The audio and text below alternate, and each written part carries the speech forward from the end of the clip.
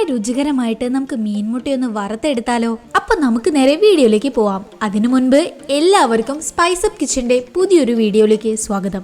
ഞാൻ ഇവിടെ മത്തിയുടെ മുട്ടയാണ് ഫ്രൈ ചെയ്തെടുക്കുന്നത്.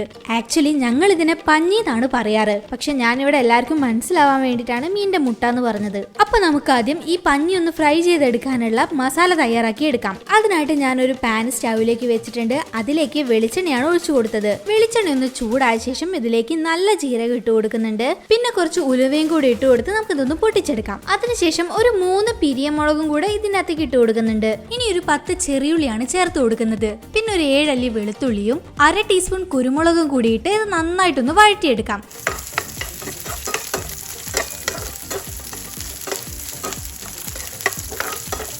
ഇനി ഇതിലേക്ക് ഒരു തണ്ട് കറിവേപ്പിലയും കൂടിയിട്ട് ഒന്നുകൂടെ ഒന്ന് വഴറ്റിയെടുക്കണം. ഇനി ഇതിലേക്ക് ആവശ്യമായിട്ടുള്ള പൊടികൾ ചേർത്ത് കൊടുക്കാം. അപ്പൊ ആദ്യം ഞാൻ മുളക് പൊടിയാണ് ചേർത്ത് കൊടുക്കുന്നത്. പിന്നെ മഞ്ഞൾപ്പൊടിയും ആവശ്യത്തിനുള്ള ഉപ്പും ഇട്ട് നന്നായിട്ട് ഒന്നുകൂടെ വഴറ്റി കൊടുക്കാം. അങ്ങനെ ചെറിയ തീയിലിട്ട് നമ്മൾ ഇതെല്ലാം നന്നായിട്ട് മൂപ്പിച്ചെടുത്തിട്ടുണ്ട്.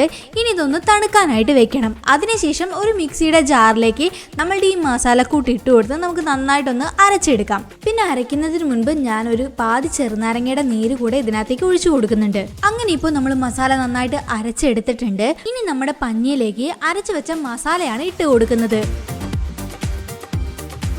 ഇനി ഇത് നന്നായിട്ടൊന്ന് മിക്സ് ചെയ്ത് കൊടുക്കാം. പിന്നെ നമ്മൾ മസാല ഉണ്ടാക്കുന്ന സമയത്ത് ഓൾറെഡി നമ്മൾ ഉപ്പിട്ടിട്ടുണ്ടായിരുന്നു. പിന്നെ ഇത് മിക്സ് ചെയ്ത ശേഷം നിങ്ങൾക്ക് ഉപ്പ് കുറവാണെന്ന് തോന്നുകയാണെങ്കിൽ മാത്രം നിങ്ങളുടെ പാകത്തിനനുസരിച്ച് ഉപ്പിട്ട് കൊടുക്കാവുന്നതാണ്. അങ്ങനെ പഞ്ഞിയിൽ മസാല മിക്സ് ചെയ്ത് എടുത്തിട്ടുണ്ട്. ഇനി ഇത് ഫ്രൈ ചെയ്തെടുക്കണം. അതിനായിട്ട് ഞാൻ സ്റ്റൗവിലേക്ക് ഒരു പാൻ വെച്ച് കൊടുത്തിട്ടുണ്ട്. എന്നിട്ട് അതിലേക്ക് വെളിച്ചെണ്ണ ഒഴിച്ചു കൊടുക്കുന്നുണ്ട്. വെളിച്ചെണ്ണ ഒന്ന് ചൂടായ ശേഷം നമ്മൾ മാരിനേറ്റ് ചെയ്ത് വെച്ച മീൻ മുട്ട ഇതിലേക്ക് ഇട്ട് കൊടുക്കുന്നുണ്ട്.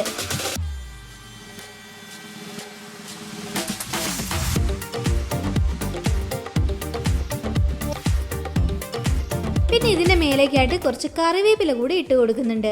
ഇനി ഇതൊന്ന് അടച്ചു വെച്ച് വേവിക്കാം. അങ്ങനെ ഇപ്പോൾ മീൻമുട്ട എല്ലാം നന്നായിട്ട് വെന്ത് വന്നിട്ടുണ്ട്. ഇനി ഇത് നമുക്കൊരു പ്ലേറ്റിലേക്ക് മാറ്റി സെർവ് ചെയ്യാവുന്നതാണ്. അപ്പോൾ ഈ ഒരു വീഡിയോ നിങ്ങൾക്ക് ഇഷ്ടപ്പെട്ട് കാണുമെന്ന് പ്രതീക്ഷിക്കുന്നു. ഇഷ്ടപ്പെട്ടിട്ടുണ്ടെങ്കിൽ നമ്മുടെ ചാനൽ സബ്സ്ക്രൈബ് ചെയ്യാനും ഷെയർ ചെയ്യാനും മറക്കരുത്. അപ്പോൾ അടുത്ത വീഡിയോയുമായിട്ട് വീണ്ടും കാണാം.